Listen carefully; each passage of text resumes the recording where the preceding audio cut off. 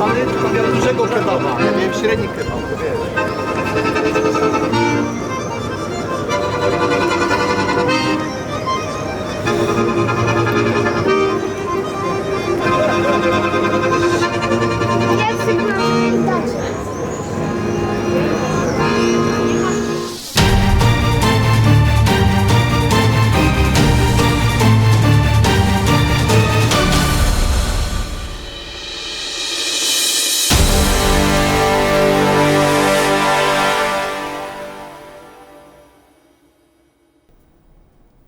The 21 Convention, 2019, the European edition here in Warsaw, Poland. For the past 4 days, you've been inspired, moved, challenged.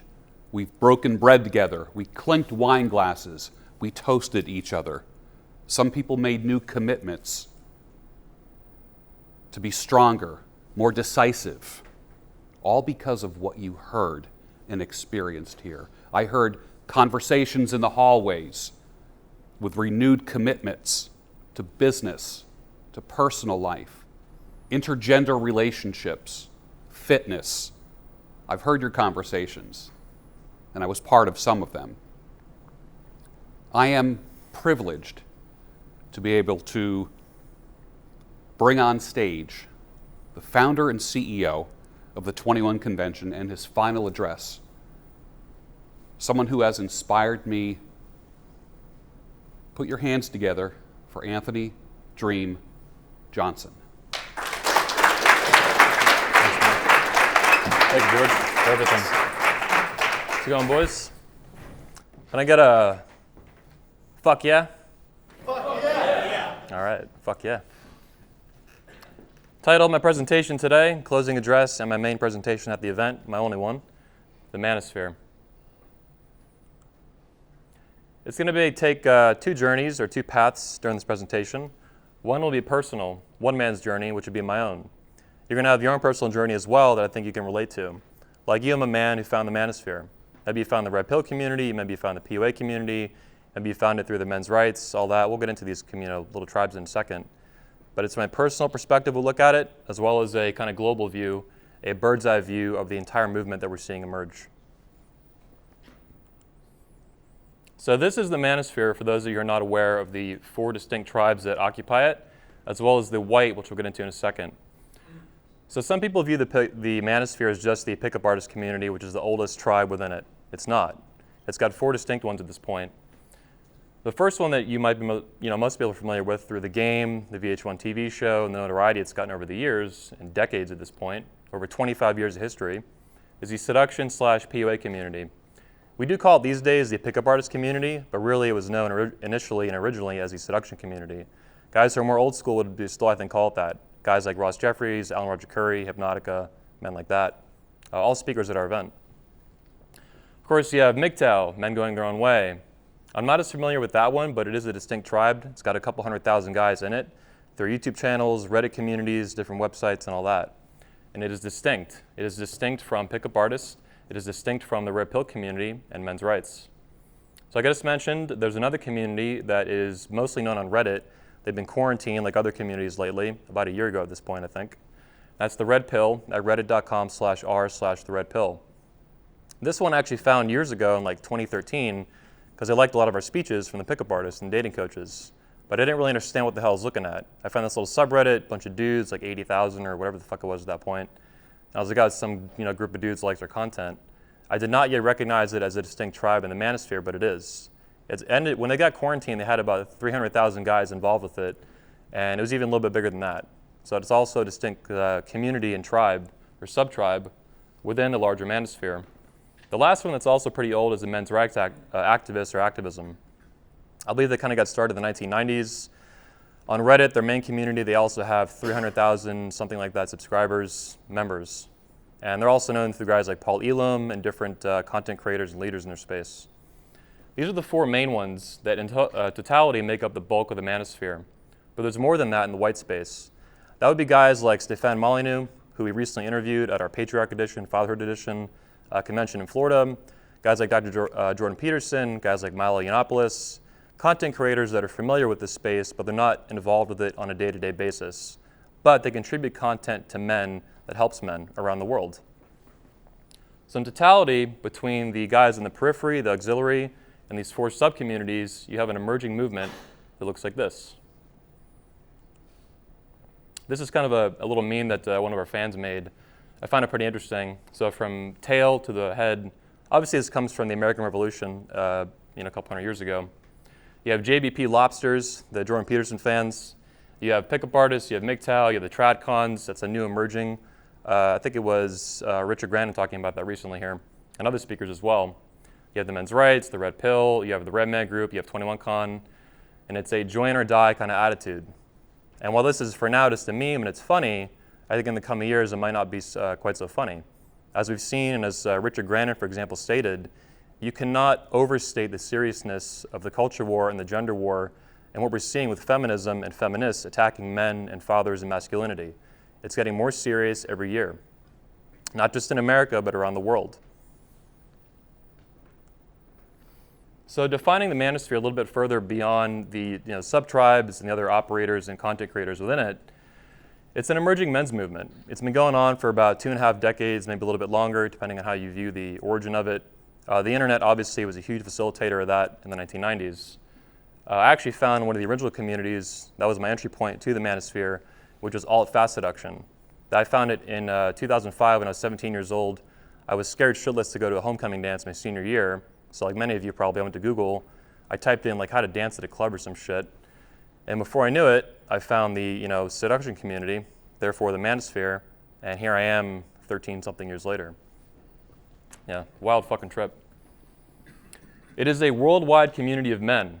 It is not just local to the United States or Canada or Australia or the United Kingdom or Europe. It is all over the world. Our content at 21 Studios and our speakers, it's viewed daily by basically every country on the planet. It consists in total, the Manosphere, millions and millions of men. And it's getting bigger with guys like Stefan Molyneux, at our event, getting involved, watching it, observing it. And now Elliot Hulse, who on his own has 2 million YouTube subscribers, who are almost all men and mostly young, 18, about 25 is his biggest demographic. He loves what we're doing. He's been watching it for a couple years, and he is getting more involved. These are men and content creators and leaders who have serious followings in the millions, just on their own. In total, I don't know the exact number of how big it is, but it's definitely in the millions, possibly over 10 million at this point, of men actively interested and engaged and aware of what's going on, excluding the pickup community's involvement with mainstream media through the Book of the Game and VH1, things like that. People that are aware of those things are not quite as involved usually on a day-to-day basis, so for now I'm excluding them. It is also a masculine community. Undeniably, some women get involved, they have interest in different communities, things like that. I'm very critical of it, not a fan. But for example, in the pickup artist community, there's like female dating coaches and shit. So women are involved, but by far and large, it's men, and it's a very masculine community, even in spite of that shit. Particularly in the Red Pill and the MGTOW communities. There's like no women involved in these things. And it is fucking masculine, explicitly. It is also online and offline. So we're talking about these websites, these YouTube channels, these Reddit communities and stuff, but it's also in real life. It is flesh and blood. You guys here at this event are an example of that. This event itself, the 21 Convention, is the longest running, largest, and most powerful conference in the history of the Manosphere. This particular event's not huge in Europe, but we've had events with over 200 men, and we've done 17 now after the conclusion at this event. So we've done a whole bunch of them, way more than anyone else, and there's other groups too. For example, there's workshops done all the time. That's notorious in the pickup community, especially the companies like Mystery Method and Real Social Dynamics. But even nowadays, there's like the Cobra Tate War Room meetups they have. There's the Ed Lattimore, Tanner Guzzi, and AJ Cortez workshop doing later this year. And there's emerging movements now, or not just movements, but meetup groups. The pickup artist community was the most notorious for this. That's how I met Socrates and many speakers back in the day in Florida. We had a pickup artist lair, which is like the worst fucking name in history for a meetup group for men, but nevertheless, that's what it was called in the pickup artist community. And I met a lot of men through that are friends to this day. And in spite of the creepy-ass weird name, that was a really good system that was worldwide. Florida had a particularly good one. There's a good one in London I heard about that I met a few of the guys at. I think Nick Krause is probably familiar with them. And you're seeing that reemerge today. Surprise, history is repeating itself. The point of this is the Manosphere is both online, digital, and offline analog. And it runs through events like this, as well as meetup groups and workshops and things like that. Both are extremely important. But I think the most important element of the Manosphere as an emerging men's movement is that for the first time in history, to my knowledge, men are organizing at this scale, in the millions, at this scale and intensity for the interests of all men and now fathers. This is a unique characteristic that we have not seen before. Previously, like Jack Donovan was talking about, there's been fraternal organizations of men, but they were usually local, or they were like religious-based, or something more specific. And of course, they didn't have the internet if they were older than 20, 30 years. So we're seeing a unique combination of emerging factors and men and millions of men getting involved with each other for the interests of men. You're coming usually on a personal basis. You have a problem in your life, maybe you suck with women, you want to get better. Maybe you're married and your marriage is a fucking shit show. Maybe you want to be a better father. Maybe you just got divorce raped and you found the men's rights community instead of the pickup artist community. Whatever the case may be, you're finding the Manosphere, and you come with personal interest to self-improve or fix something or improve some part of your life, but then you stay. There's actually a saying in the Red Pill community that I found when I first found it back in 2016 that was kind of funny, coming from the pickup artist angle. And it's, I came for the pussy, and I stayed to save the West. This is a sentiment that many men, I hear some laughs in the audience, can relate to. Because you stay and you want to improve, and then you do. If you apply yourself and you're not a fucking pussy. But then you meet other men, you find brotherhood and camaraderie, and you stay, and you start to realize that, there's 50 men in this room or whatever, there's thousands and millions of men all over the world just like you. Not just like other men with the same problems, which is interesting, but men just like you who are also involved looking at the same content. Last year alone, 21 Studios did over 10 million views around the world with our videos. If you look at our speaker network on top of that, our own original content, it's over 100 million. This is serious. So it starts with you, and it ends with your entire half of the human race, with positive spillover to women incoming, right fucking here on my head. That'll be coming spring 2020. AJ Cortez, I've tapped his keynote and he's accepted. We're gonna have an entire conference, the mansplaining event of the century, all male speakers for women in Orlando, Florida, spring 2020. Some people might call me, I'm sure they will, and I'll gladly accept it. They'll call me Admiral, Sabaho or something like that. I don't give a fuck. I think it's very natural that men eventually want to help women at scale in a way that works. Women have dug themselves into a feminist shithole that they're not going to dig themselves out of. Whatever wisdom that women used to pass down through generations into their children and their sisters and so on, that's stopped. Almost completely at this point. We have to help them get out of that fucking shithole and make them better, make women great again. I think it's time, and it's very natural, this is bound to happen. And it's going to happen in spring 2020 in Orlando, Florida. Tickets are not on sale yet, but if you have a girlfriend or wife you want to train up, that's where you send her. We'll put a pink button on the website. Fuck yeah. And if you get a ticket to 21, she can go to that event half off. So there you go. I think it's also important to note that as the Manosphere, I think, is from a psychological perspective with boundaries like Grandin was talking about at this conference. The Manosphere is a response to feminism, particularly the pickup artist community at the beginning, like Krauser was talking about. But men are under attack. And the Manosphere, I think, is at a huge scale in the millions of men. We're creating new boundaries, we're taking new actions and developing new ideas. In my case, for example, a very specific case that I cooked up just by being a young man in the Manosphere, I wanted to get married and build a family in my 20s. That ended up being a huge shit show, as you guys have seen with Marrying Medusa on YouTube probably. Nevertheless, the functional, practical idea I had for doing that, I made up on my own just by looking at the pickup artist community and then looking at the men's rights community. They convinced me through that A, there's a serious problem with marriage, especially in a legal sense. And this seemed to not have anything to do with the women involved. So I could have the best woman in the world, and marriage is still contractual fucking business contract retard shit show. So I was like, I am never going to get legally married.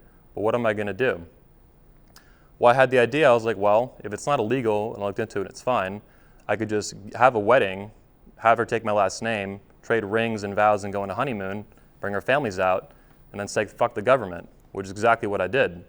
And men find this fascinating. And I think this is a good specific example of a new idea that a lot of men have been interested in, and that many women today will understand if they're in your frame and they're really, really into you and you want to go down that pathway. Men get fucked over systematically in divorce court and family court all the time. You guys probably have friends that have been through that. I know I do. But there's many other ideas and applications and things going on like that. That's just one. It's also, the Manosphere is men putting ourselves first at a proper and rational point in history. The war on men is real. The war on women is nonsensical bullshit. It's projection. Grandin was talking about that really well. They hate the opposite sex. That's why they fucking vomited at you all the time, to shut you the fuck up and keep the oppression and the hatred going, which is getting worse and worse and worse, and it has to fucking stop. Not just stop, we have to push back in a useful way, which would probably not be like putting, they put pink pussy hats on their heads, so I don't want to put a dick hat on my head. I don't know about you guys. I'm gonna fucking pass on that. We need to do like useful shit though, which this conference I think is a good example of. And you taking action in your personal life to get off your ass and fly to a conference and do something, or build a business or whatever you're gonna do. I mean, this is what I've done literally my entire life. I want to take a quick point here and say that the manosphere is just a word. It's a combination of letters. Some people make fun of it, and honestly, it's kind of a goofy name. It's not as bad as Lair, which is like horrible, but it's like the manosphere. Someone called it like a gay nightclub or something the other day. That doesn't matter. The concept and the community is what matters. And as of, for right now, no one has a better name for it. So the manosphere is the manosphere, and you need to watch out for anyone who's attacking the name, which I think is a covert or indirect attack on the community, which is separate from genuine criticisms. Like Mike Cernovich, for example, who might speak at our event at some point, he just came out and covered it as press recently in Orlando. He's known to say, the manosphere is like an internet ghetto. And I don't think that's as much an attack on it as there's a criticism, because he's got a fucking point, which is fine. But if someone's attacking it, undermining it, but making fun of the name, that's a lot more suspect. So if you see that going on, keep an eye on that shit. And you need to question that person's intentions. This is another bird's eye view of the manosphere itself. I did not make this. Full credit to a guy named Deep Thoughts. That's his username on Medium. He was actually, I think he's German. He came to our conference last year in 2018. It's a really cool graphic. It is, I'll go through a little bit what it is. I know it's hard to see. But it's a personal graphic and representation of the content creators and leaders in our space that are of personal interest to him. So it's not this like perfectly universal thing, which at some point someone should do. I'll do it, or maybe someone else can do it. But for now, it's really good. It's the best I've seen by far.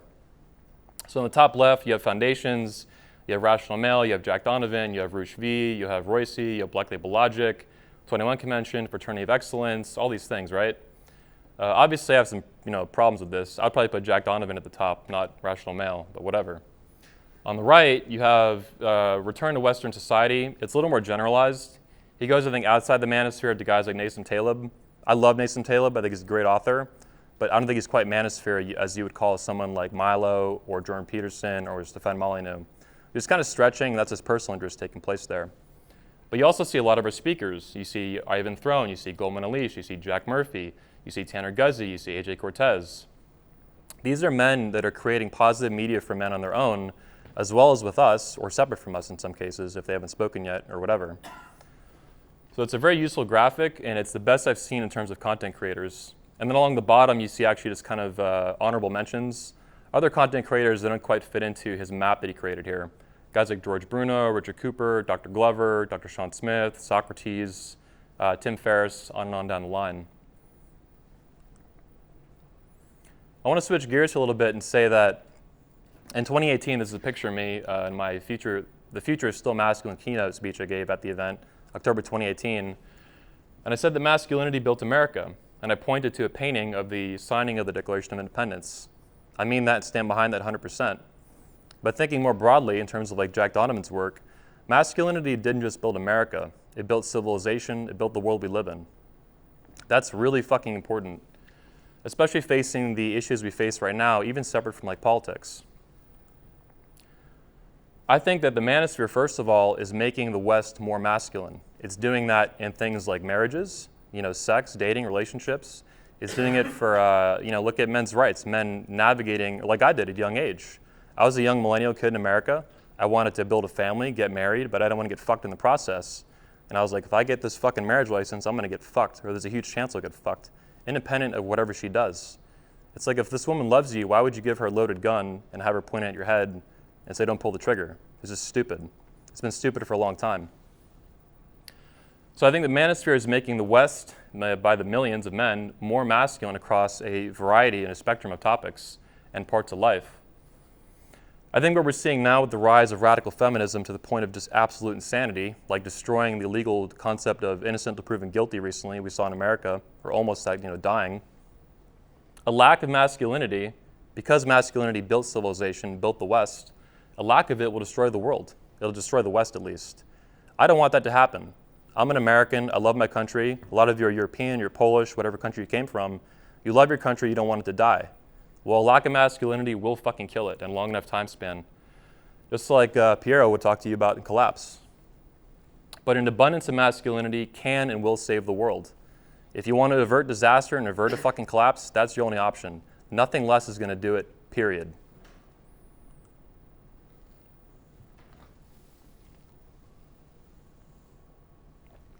I talked to you guys about my opening speech and a little bit today in the Redman group, why I chose Warsaw, Poland. What I didn't tell you guys is that this conference, our 17th conference, was by far the hardest event and singular business challenge I've ever faced in my life. I almost called it off. 45% of registered ticket holders didn't show up to this event, which I've never seen before. Usually you have like one or two guys that buy a ticket a year before the event and then they forget about it, so that's normal. But almost half the audience just didn't show up, which was like caused all kinds of problems and fucking issues and shit. So it was really serious shit, and there's reasons for that. But at the end of the day, I think it was fate that we landed in Warsaw and that this happened. Warsaw is a city where men fucking fight for a long fucking time. They've been through brutal, brutal shit, like all the speakers, or most of them I've talked about at the conference. And it was very inspiring to me to be here and to be around that. I saw a lot of that when I was here back in March and I was touring the venues. I went to the Insurrection Museum they have nearby, where that huge uprising, and they all fucking died. It was brutal and fucking beyond tragic. The Soviets fucked them over. But they still fought for what they fucking believed in. They fought to the fucking death. And you know what? They died, but the country lived. This country is now free and independent, and they're proudly fucking Polish. So it was extremely inspiring. And I don't think it was fate, or I think it was fate and not coincidence that happened the way this did. At minimum, it's like, holy fuck, I can't believe that this just happened this way. But it was very inspiring, and I'm very glad that I picked Warsaw. And I think that is what pushed me over the edge, to grab my fucking balls, nut the fuck up, pull this event off. Because in the end, we won. This event happened, it's now ending. We're here, we got the footage, we had a great fucking time, great fucking content, some of the best I've ever seen in 17 years, and 150 speakers, 17 events, and 150 speakers. It's been 13 years now. I want to also mention that looking at guys like the publisher that's publishing Jack Donovan's book now in Polish, and he also published Rational Male recently, the Manosphere is inspiring countries like Poland and the men in it to fight back preemptively. They see little bubbles of feminism and shit like that in their country, and they see America, and they're like, holy fuck. So they see that coming here, and they're like, no, no, no, no, no, no. Boundary enforcement and creation. I think that's why they're looking to men like Jack Donovan and our speakers and all these guys to import that content. We're actually going to have them now translate a lot of our speeches into Polish. They don't want that shit to happen. They don't want an army of pink pussy hats in the fucking street bitching about rights they already fucking have or something, right? All this stupid bullshit they do. That's interesting. In America, we didn't have that. We have a tidal wave of insane feminism, and we did not have a country before us to really look at and say, holy shit, let's not have that happen. They're seeing that, and they're looking to us for leadership to do that. So I love seeing that they're importing the books, they're translating them into Polish, and the speeches now will have the same effect, I think. That's why we actually have a Polish YouTube channel now too, at youtube.com/21convention. So fuck yeah. I'm really happy that we've inspired them, and I hope they keep doing that. It's smart. Kill the monster while it's little.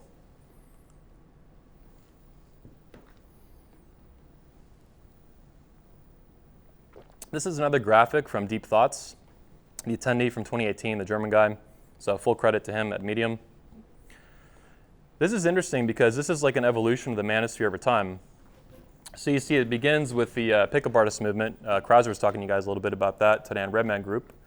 So pickup artist, that eventually evolved into the Red Pill. This isn't perfect, by the way. This is, again, like his own little graphic that's making sense to him. But it's really good anyway. You should keep look at it. So you have pickup artistry that morphed into the Red Pill eventually, which is a much more masculine. That's why eventually I kind of got sick of the pickup artist community building the convention. It kept getting more feminized over time. And you can even see that if you look at the Reddit communities in comparison. There's a seduction Reddit with 300,000 dudes. There's a Red Pill Reddit with 300,000 dudes. The seduction one's a lot more feminized. It's a lot less savage, a lot less hardcore, a lot less masculine. I didn't like that, and I got away from it. Like these people just, fuck them. Keep doing your pickup artist stuff, fine, but you're losing sight of like being masculine, which was becoming more important to me over time, especially with the rise of insane feminism in America throughout my lifetime. That event, she has some other things here, like he has like the red pill going into like black pill into MGTOW. I don't know if I agree with that necessarily, but whatever. What's interesting to me is the most important part is the masculine community, and then the red dot he puts right here, he says we're here. I think what we're seeing now at the Manosphere is we're seeing, and this conference and the Red Man Group are a really good example of that. We're seeing the different sub-tribes and the communities in the Manosphere are starting to mesh together, and they're still distinct communities, but they're getting along, they're fighting sometimes, there's problems, right? But it's becoming a more cohesive total movement, whereas before they were isolated. Like when I found the Red Pill in 2016, or a little bit before 2016, I didn't even understand it was a distinct community in the Manosphere. In fact, sub-tribes in the Manosphere didn't even really make sense to me at that point. I was familiar with the men's rights activism and the pickup artists, but the idea that they were connected somehow in an important way was like, that was new to me, or would have been new to me at the time. But now we're seeing this come together at this conference. For example, in 2017, our 10-year anniversary, we had guys like all these speakers from the Red Pill community and the pickup artist community. We had Ross Jeffries and then all these guys, Hypnotica and like old school seduction guys, legends out of the game. The book I read as a kid growing up that inspired the fuck out of me. Not just speaking on the 21 convention stage, but doing it alongside a movement, the Red Pill movement, that previously there would have been no connection. And they'd just be like, yeah, go fuck yourself. They were getting along. They were doing Q&A panels together, podcasts, all these things. 2017, I think, was the beginning of these communities coming together. And I think we're going to see that continue over time. So it's interesting that the Manosphere now, at this point, 2017, 18, and 19, it's coming together. And that needs to happen. That's important. That's power, I think, compressing and accumulating over time like a compound effect. It's stacking on top of each other and we're helping each other. This isn't a big issue I've talked about a few times. I wanted to kind of hammer in on it. And my own raging narcissism, picture of myself speaking, right? It's my 2017 keynote with Socrates, The Future is Masculine. So I went over anti-feminism, so combating feminism, this negative piece of shit movement, and being pro-masculinity and pro-man. When I announced this talk or after it, I ended up updating the mission statement of the company to creating positive media for men and destroying the feminist establishment. To me, these are two different things, right? Positive, negative, but they're two sides of the same coin. I think they're both mutually compatible and mutually important. You could say one is more important than the other and whatever the fuck. I don't think the specifics of that argument are too important. Like we can go through it sometime, but whatever. To me, what's important is that they both happen. We're under attack. We can't just say, oh, I'm gonna be all positive and that's all shit's gonna be fine. I don't think it's gonna work like that. Feminists hate men, they hate masculinity. It's millions of women who didn't get a fucking pony from daddy or some shit, and they are raging pissed and doing fucked up shit. They're destroying families, they're destroying men. Whether it's in divorce court or in the sexual marketplace, it's a fucking shit show. Richard Grannon mentioned that to you guys today, how dating has changed just over the past 7 years. It's changed so radically for me that I used to go out and pick up girls in 2009. I'm doing it now in 2018, 2019, and I'm like, is this that fundamentally different, or am I just like having some sort of rose-colored, glasses of the past? No, it has fucking changed. And it's not just technology, it's not just Tinder and Instagram. These are factors. The environment's changed, the culture's changed in the West. Maybe not in Poland, but in America, holy fuck. It was women in America were more feminine in 2009, more receptive to, masculine thrusts like that, like a cold approach, like they are here in Poland, and now they're not. There's all this animosity and tension in America, and you see that with the Me Too shit, for example. It's a fucked up shit show, and it's got to stop. So we have to push back, and we have to create positive things for men too. They're both very important, and so I defend both of them. It's fun to bash feminism and say destroy feminism and fuck feminism, all this stuff, but you also have to create positive things too. So they're both important. And so some things we're creating, rather than just talking about it, here's what the fuck happened. This is Hunter fucking Drew. He curses almost as much as I do, which is really enjoyable. So he was the chief patriarch, our keynote speaker, at our recent first ever Patriarch Edition event in Orlando, Florida. It was the first ever Manosphere event, to my knowledge, a conference for fathers. Now, not just fathers, but aspiring fathers if you wanted to be a father someday and build a family. This is positive media for men, but even more specifically, it's positive media for fathers. This is an evolution and a maturation of the Manosphere itself. So this is cool as fuck, and I was really proud to do that. I'm not a dad myself as far as I know, so I'm still happy to do it. Fuck yeah. And next year we're doing it again. Tanner Guzzi is the official keynote for it. So it keeps going, and I think there's a lot of momentum to that. This, of course, is an example of the negative, and this conference allows me to do that. I cannot go to TEDx or some TED conference and say, feminism is the ultimate hate and supremacist movement. They would fucking wring me out of the room and break my neck or something, who knows, right? You're not allowed to do that at this kind of conferences. You can't do that. Without your own platform, it's really, really hard to do that. There's very few places that would allow this. But my fucking stage, my fucking, rented the hotel room, these cameras, I'm gonna say what the fuck I want. So this is a negative thrust against something that's very negative against us. It's part of combating it, identifying it for what the fuck it is. Feminism is, in my opinion, in my judgment, the ultimate hate and supremacist movement. Short of things like genocide and war, it's the most fucked up, largest thing we've seen like this. It's very toxic and negative. It's hatred against hundreds of millions of men and fathers. We've never seen anything like that. And at the same time, they're going to scream at your face that you hate women, which is complete bullshit 99% of the time. In the Manosphere, in my experience, I've seen more than almost anyone. There's a few people who've seen more than me, perhaps, that are older. But I've seen a lot in my 13 years with the conferences and the pickup layers and traveling all around the world.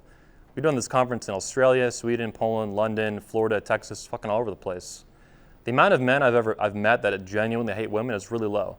It's in the single-digit percents, I'd estimate, in the Manosphere. So, fuck yeah. Feminism sucks and it needs to die. It's my favorite punching bag lately. Shifting gears back a little bit to the personal, the Manosphere is a very personal thing for everybody who finds it. There's always a fucking reason you find it. It's either the pain of divorce or the pain of getting rejected by women, or you want to be a better father, whatever the case was. For a lot of you, it will be a hero's journey. A lot of our speakers, it's been like that. I would say Socrates, for example, is a cycle, or A.J. Cortez was talking about this too. It's a cycle that you're using this community for. I don't think everyone will do that, but a lot of guys who stay in it for a long time, more than 6 months or a year or 2 years, it'll function like this for you. More specifically, though, for all men, I think it'll function as a rite of passage, and that's one of the methods that it's making the West more masculine and making men more masculine. Krauser mentioned this too, so it's not like I went from like zero to hero, but baseline, you could call it that, I guess. So in high school, on the far left, absolutely sucked with girls. It was like horrifying. I really liked them, and they wanted nothing to do with me, so that sucked. I was like, I want to have sex with them. They don't want that. That needs to change. Finding the pickup community helped that. In college, I got a little better. I learned how to go and pick up girls. So I understood pickup, and then eventually I realized I only understood pickup and I did not understand women. I ended up accidentally marrying a hooker in Vegas, which is hysterical. Also traumatic and all that shit, right? But for me, it's been a rite of passage in becoming a man. Whether it's being in high school and feeling the pain of these things, wanting to improve, going out and doing 6,000 cold approaches, like a robot sometimes, but fuck it, whatever. I wanted to socialize, I wanted to meet women, I wanted to make it happen, I wanted to learn, and I fucking did that. That was my specific rite of passage in my journey. Other guys might be different. Fixing a marriage, for example, will be a lot different than that in terms of mechanics, but fundamentally, it's a rite of passage. If you're some beta bitch in your marriage and you want to fix it, that's going to be a fucking journey for you. It's not going to tickle, it's going to sting, but you can get the job done. For me, this is what I did, and I'm still going through it at 30 now. I want to shift gears again here.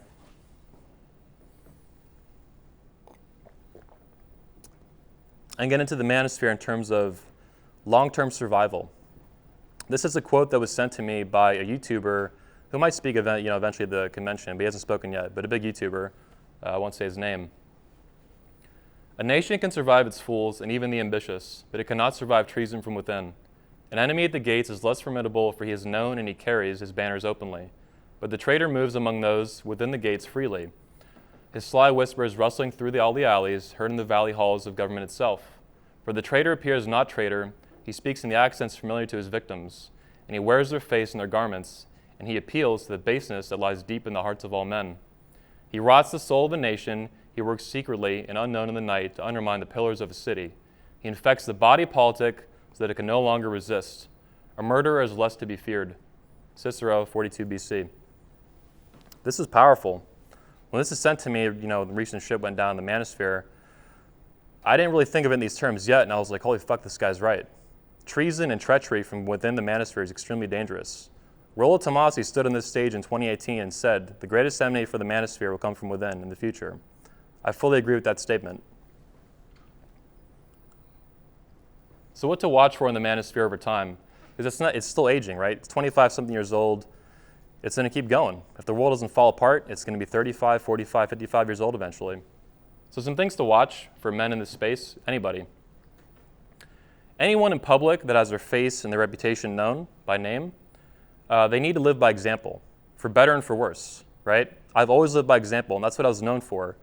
Way back in the pickup days, I would post photos and lay reports and field reports of these things. I lived by example. Men knew me in the community in Florida, good for better and for worse. It's kind of a huge, asshole to a lot of them. They would criticize me, like, hey, go fuck yourself. Socrates, remember these days, it's pretty fucking funny. But I've always lived by example. When I found out, I woke up one day and realized I'd married a prostitute, I was like, holy fuck, that just happened. And I didn't wait long to give a speech on it. Like, yeah, this is an example of my life. It's a fucking shit show. I fucked up. I married a hooker. Oops. Nevertheless, I'm always willing to live by my own example for better and for worse. And everyone should is going to be out in the open. If they're fully anonymous, that's different. They have to cross that boundary. The minute they do, they need to live by it for better and for worse. And there's no reason good enough to hide the example of your life. If you're going to be out in the open, this movement's too fucking serious. The war on men is too serious. You need to own your shit. You need to live it. You need to walk your talk, period. So no half-pregnant bullshit. Any kind of money doublespeak, people say that they're not in it for the money and they're accepting money. Watch these kind of things. This is how good liars lie. Any kind of manosphere targeted virtue signaling, so virtue signaling specific to the manosphere itself, be very suspicious of this. No one is above a red pill examination, including me, including the speakers, including your friends, including attendees of this event. Never be afraid of looking for the truth. Never be afraid of facing reality, ever. And not being with the enemy, not identifying with the feminist, and being in that camp of SJW douchebaggery, that doesn't automatically make you an ally. Saying you want to help men doesn't automatically mean that person wants to help men. All you know is that's what they said. You need to watch that shit. 95% of the time, it's going to be fun, but sometimes it's not. Richard Grennan and any good psychologist will tell you personality disorders are real. Psychopaths are real. Sociopaths are real. Narcissists are real. And it's not just people ranting in public being arrogant. The real dangerous ones are the traitors that hide and they're covert. They're secret. They're fucking dangerous. This is an interesting concept that came up with just a few weeks ago, talking with DDJ from the RedMet Group, if you guys know that guy. He's on YouTube at Miss Andrew Today. Along with some other speakers at this event, this is me, by the way, on the left, in 2007 at the first convention in Orlando, Florida. That is the only crowd shot we have of the first convention, July 2007, in Orlando, Florida at the Under 21 convention. I realized that I was among the first generation of men who found the manosphere at a really young age, and I grew up with it, period. From age 17 to now 30, it's been in my life almost every single day. It's absolutely changed the course of my life for the better in massive and pretty obvious ways at this point, given the fucking lights and cameras, right? It's my entire life, top to bottom for the most part. My best friends, love, pick up all these women, business, all the shit. It is my life. But there's a lot of men, there's thousands of men that found at a young age, and they're not coming of age. I call them sons of the manosphere. They found at a young age, it helped them, and in some degree, they stuck with it. They watch it, they pay attention. Maybe they come back, maybe they get married and they leave, and they come back because something happened, right? Or whatever the case may be. Our photographer for this event in America, the one we used in Florida, he's 21 years old. He found 21 studios in not the RedMet Group, but the Manosphere at 11 years old. He's now 21, photographing our event. He grew up watching Manosphere content from 11 years old. So what we're seeing, which is when I heard this, I was like, holy fuck, that's nuts. Regardless, what we're seeing, I think, for the first time ever is a compound effect. I think this is one of the ways feminism won. The feminism we see today didn't just spring up out of nowhere. It compounded after generation and generation and generation of feminism. Started way back in the 1800s and then really picked up in the 1900s with the 19th Amendment. We're seeing that now with the Manosphere. It's getting older. The internet is a new factor for this because it speeds things up. Nevertheless, we're seeing generations go by. I'm a millennial. That guy, our photographer, is a Gen Z guy. It's going to continue beyond that in the 2020s and 2030s. So we're now seeing for the first time ever multiple generations of men that are now going to go on and have sons. and have little brothers and cousins that find this stuff and they grow up with it. And it's compounding. I think it's a very good thing. That's why it needs to survive. This is a quote from Ed Lattimore when he spoke at the 2018 convention in Orlando, Florida. He said, "This may be the first time in my life," speaking on his experience at the event, "that I felt like I was around my tribe. I'm sure you guys can relate." And he's speaking specifically to the conference, though, and his experience at it. But this quote really stuck with me because I was like, I wonder if he's being very specific about what he means. But for me, I was looking at it at a much deeper, more fundamental level. He's thinking about the 200 guys that attend the conference or whatever. But I started to think this year a lot more broadly. I started realizing the Manosphere is really my whole fucking life. It's not just a business for me, it's a personal thing too. This is a tribe for me, it's a home, is what I'm starting to realize. And that's why I fought so hard this year for it. This is a meme, that got made. I had a real serious choice to make this year that's been a very unpopular stance to take, and it nearly cost me my life's work. And I had to nut the fuck up and make a decision on that recently. And I did, and we're here now, and we won. But I did that because I realized that the Manosphere is my home, like America is my home. I'm a patriot of my country, and I'm a patriot of this community. And I think I'm one of the first to recognize it like that, because I didn't even think of it that way, even like a year or two ago. It would have been a little bit alien to me at the time. But Ed's quote about the tribe and that experience of being at the event really stuck home with me for looking at the Manosphere in totality. I don't know everybody. I've met maybe 2,000 guys or something in the Manosphere throughout my lifetime, which is a lot. There's millions I'll never meet. Maybe I'll talk to them on the internet, maybe not. But this community is my home. And I make no apology for that, and it's been really eye-opening to realize that and put my entire life on the line, everything I've ever built, to fight for it and for what I believe in, what I believe is right, including people think it's the wrong thing to do. That's my talk. That's the Manosphere. I appreciate you guys coming to the conference. It's been a hell of a couple days, couple weeks, couple months building it, putting it together. You guys make it happen along with me by putting your ass in that seat, investing in your own life, and taking care of business. Thank you.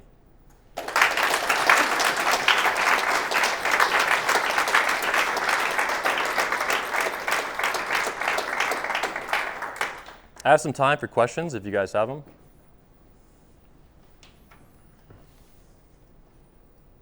Okay. All right, Ed's in the back.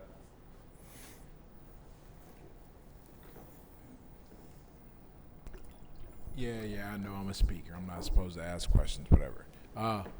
But my question is, when you said something up there that stuck with me, that you had the decision to make, and it didn't sound like it was easy. And I guess I never really thought about it, but I'm really curious about like what your thought process was when all of that was going down and you had to decide how to respond to the things that were going down. I don't want to talk about them. Everyone who's watching know, but I'm real curious about what made you decide, because you could have just as easily looked at it, because I've heard a few other opinions and looked at it and went, okay, from a financial perspective, this is almost certainly a better choice to not do anything about it. I want to know what made you decide and how you looked at everything. It was so I understand what you're asking. I think I know how to answer it without getting into too much drama bullshit. When I found out that stuff about Rollo, the hard evidence, I knew about it beforehand, but I was like, maybe I'm wrong. 99% certain, 1% hopefully wrong. And then I found out I wasn't. I was like, oh fuck, this is like really serious. So I had a choice. I could wait till after Poland to do that, or after Orlando, or I could do it before Poland immediately and strike. My gut said strike. And what made my gut say that is that I realized this is my home. These are my friends and these are my family. I don't really have any family left at this point. I have my sister, and that's about it. The rest of my family, it's a fucking absolute disaster. These men are beyond my brothers. They're real family to me, like blood basically. I'd take a bullet for them in a heartbeat. I think the same is true in reverse in many cases. So I also saw, though, specific to your question, though, I had an easy route to wait with the money and to not fight, $50,000 in chargebacks and all this crazy bullshit going on, which I've never had to deal with before in the business, right? Way unusual for us. So I could do the easy route and wait, or I could do the hard route and go through some fucking pain. And in pain, there's growth. That's exactly what the fuck just happened. So I'm feeling it. I had to man the fuck up, make a tough choice. I made the harder choice, which I thought would be more productive for my life long term and the business and the community. And I did that, and I've taken a lot of heat for it, more than I ever have in my life. But I think that's a very good thing, and it's a sign that there's value in it and there's a future in it. And it was the right call, in spite of all the bullshit and all this shit going on. Does that answer your question? Yeah. Okay. Hey, Anthony. Just curious about, again, just to follow up on Yeah. what Ed said. So, I mean, the entire incident went down in Orlando in 2018. Yep. And just wondering, because, Rollo was at the Patriarch version. That's right. And so why did it take 7 months for, the entire investigation and all that to come through and for you to make that final decision? I mean, if It's it was because, that serious, why didn't it occur earlier? Sure. Well, yeah, go ahead. No problem. So like I mentioned with Ed, I didn't have hard evidence until late May of 2019, recently, after the Patriarch event. So I knew about this beforehand. I was pretty certain I was right, but it was such a big deal that I couldn't act on it without hard evidence. I got that like May, I could check like May 20th or something. So we dropped it on June 2nd. We booted Rollo out, and that was very quick after I figured out what the fuck actually happened, and I was certain about it, beyond any shadow of a doubt. So up until that time, I knew I could be wrong, and I knew without on top of that too, I'll be real with you, man. I knew that without hard evidence, that's a battle I'd probably lose. This shit was serious. Rollo was a big player in this field. He was, the self-proclaimed godfather and shit. He had a lot of pull, a lot of power, a lot of relationships. Even with that, it's been a tough battle. It's been the fight of my life. It's been a fight to the death. So I'm just curious, because this has been on my mind even before Patriarch in Orlando, but in the long term, Yeah. is the goal like political or judicial aspirations are changed? Like, for example, we can talk about how the laws are basically skewed against us, Yep. right? And we basically have a choice, right? We could either just say, okay, the laws are fucked, and we might as well just act around these laws so we don't get fucked, or are we going to change these laws? Yeah. So is that a goal? Is that something on your mind? I'm just curious what you think about that. My best answer would be referring to DDJ on this. He commented recently in the Redman group about this, and he pointed out that feminists, they do change laws, and they're fucking really good at it. They've been doing it for a long time. So eventually there has to be political pushback. I don't think that should dominate the manosphere or the focus, but it's delusional to think that you can help men and support men and just ignore that shit or just hope it works itself out. There is political change going on in America, but it's not specific to men and masculinity so much. I think Trump winning, I'm a huge Trump fan, obviously, but this is me kind of flirting with politics. And I think that's what the manosphere has to do in a useful, focused, and targeted way to help men. I know in America right now, I think in like Alabama or something, for example, they're trying to criminalize much more heavily false rape accusations and stuff like that, which is excellent. That needs to happen. But the legal stuff's going to take a long time. Government and laws take time to change. And I do want to have some of it in the manosphere, though, and I think it's important. I think it's as relevant as anything else. Politics and laws are as relevant as fatherhood, as masculinity, as dating, as sex, as marriage, and all these things. And so you can't elevate it to the top, but you can't just pretend it's like not a fucking issue and hope the men's rights guys just figure it out and shit. They don't. Those guys are great. I love what they're doing to the extent they succeed, but they don't understand women, and I think they fundamentally don't understand women. So they're never going to succeed in what they're doing. That's why the manosphere has to keep coming together and working together in ways that are useful without compromising, losing important values. The pickup artists having female dating coaches, for example, that's just like super stupid. You shouldn't do that. Women have no idea how to be a man, and they never will. Directly, anyway, firsthand. Anthony, so the split was a bit traumatic for the Yep. manosphere. My question to you is, why was the conduct on the internet so attacking towards Rollo? Because Yep. the split was done, and just the behavior was a bit off. Yeah, it was over the top, yeah. That was So, on purpose. If you can comment on that. Sure. So I can't comment completely, but I can comment somewhat on it. So when I get back to America, there's going to be some major events that are going to happen that you guys haven't seen yet. And so that behavior was strategic and on purpose. People saw me tweeting all this stuff, like cursing and stuff. This was on purpose. People think I'm just like losing my shit. No, this is definitely on purpose. Kind of like Trump does on Twitter. He pops off, does all this wild ass shit, and people are like, oh, he's unhinged and da da da. It's maybe sometimes, but I don't think so. He's doing this on purpose with a purpose. He's doing it on purpose with a future plan of action in mind. And that's what I've been doing. As you guys know, meeting me at the event, I'm not some unhinged lunatic. I'm pretty focused and calm and driven. But on the internet, I'll play something else sometimes if I think it's to my benefit and the benefit of my goals and my values and what I want to do. So I understand your question, totally get how it's confusing and like, what the fuck is this guy saying? But it got your attention, didn't it? Let's give it up for Anthony Dream Johnson. Thanks, man.